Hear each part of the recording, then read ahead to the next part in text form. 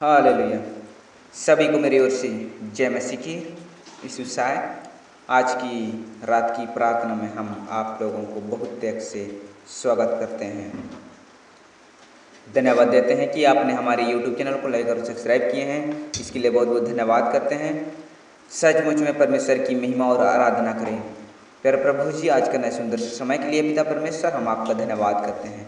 प्यारे प्रभु जी, आज का जो जीवित वचन हम इस संसारी के लोगों के बीच में बोहरना चाहते हैं। प्यारे प्रभु जी, हर एक भाई बहनों का हृदय को खोलिए पिता परमेश्वर। प्यारे जो भी आज का जो जीवित वचन सुनने के लिए तैयार कीजिए। सचमुच में प्यारे प्रभु, आज के सुंदर रातों के लिए हम आपका धन्यवाद करते हैं। खुदा परमेश्वर, तू जीवित है और तू काम करने वाला है और तू हर एक भाई बहनों को संभालने वाला। प्यारे प्रभु जी, जितने भी भाई बहन आज के सुंदर रात में उपस्थित है प्यारे प्रभु जी, हर एक भाई बहनों को हम आपका हाथों में सौंपते हैं। खुदा परमेश्वर, जो भी सुन पा रहे हैं प्रभु, जो भी नहीं भी सुन पा रहे हैं, उनका भी जीवन में प्रभु जी काम कीजिए। और जो सुन रहे हैं प्रभु जी, उनका परिवार और उनके जीवन में काम कीजिए। हम आपका धन्यवाद करते हैं पिता परमेश्वर। प्यारे जो भी प्रभु जी आज का जो जीवित वचन बोया जाएगा, उस वचन के द्वारा से प्रभु हर एक भाई बहनों का जीवन में काम कीजिए। धन्यवाद करते हैं। सारी बातों को हम आपका हाथों में मांगते हैं प्रभु यीशु के नाम से मांगते हैं। दया से सुनिए और स्वर्ग राज्य में ग्रहण कीजिए, आमीन।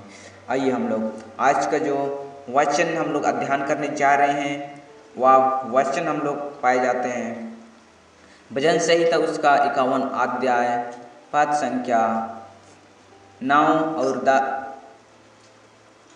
8-9 को हम लोग अध्ययन करेंगे। इस वचन के अंदर में बहुत सारे रहस्य छिपा हुआ है, उसको समझने की प्रयास करेंगे। प्यारे भाइयों, आप लोग भी अगर आपके पास बाइबल की पुस्तक है तो जरूर इन वचन को दोबारा से देखने का प्रयास करें। आइए हम लोग परमेश्वर का जो जीवित वचन हम लोग अध्ययन करेंगे। भजन संहिता उसका 51 अध्याय पद संख्या 8 और 9 वचन को सुनेंगे। मुझे हर्ष और आनंद की बातें सुना, जिससे जो हड्डियां तूने तोड़ डाली है वे मगन हो जाए। अपना मुंह मेरे पापों की ओर से फेर ले और मेरे सारे आधारम के कामों को मिटा डाल, आमीन। यहाँ पर परमेश्वर का जो जीवित वचन दाऊद कहता है कि मुझे हर्ष और आनंद की बातें सुना। सचमुच में यहाँ पर जो दाऊद कहता है कि अपने जीवन का बारे में अपनी पापों को पछताता है और यहाँ पर पाप के कारण से उसका जीवन में जो भी आनंद बात था, जो परमेश्वर के सम्मुख में आनंद खुशियाँ ही था, उसका जो खुशियाँ छीन चुका गया है वह पापों के कारण से।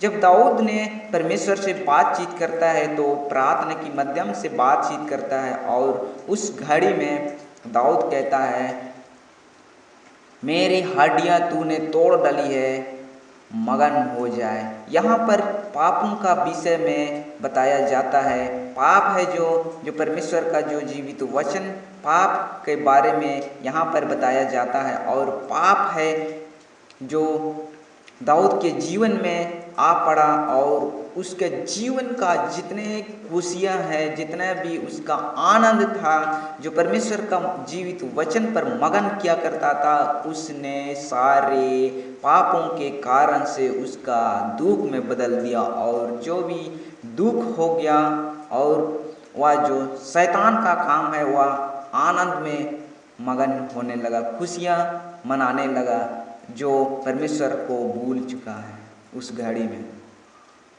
अब फिर से पश्चाताप करता है और दाऊद कहता है, अपना मुंह मेरे पापों की ओर से फेर ले। परमेश्वर से प्रार्थना करता है, हे प्रभु परमेश्वर, अपना मुंह मेरे पापों की ओर से फेर ले और मेरे सारे आधारम के कामों को मिटा डाल। यहाँ पर दाऊद कहता है कि अपना जीवन में जो भी पापों का काम के रास्तों में गया था उसको अपना हृदय से परमेश्वर का सम्मुख में पछताने लगा और प्रभु परमेश्वर से कहने लगा कि मेरे आधारम के काम को मिटा डाल। उसने जो भी गलती किया, जो दाऊद का जीवन में गलती को महसूस करने लगा और परमेश्वर से माफ़ी मांगने लगा। सचमुच में परमेश्वर इन वचन के द्वारा से आप सबों को बहुत त्याग से आशीष मिले।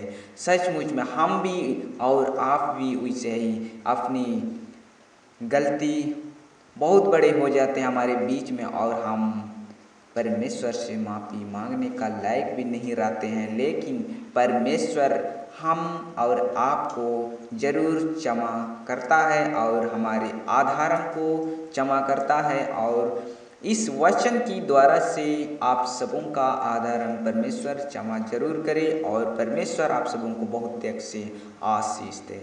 आमीन।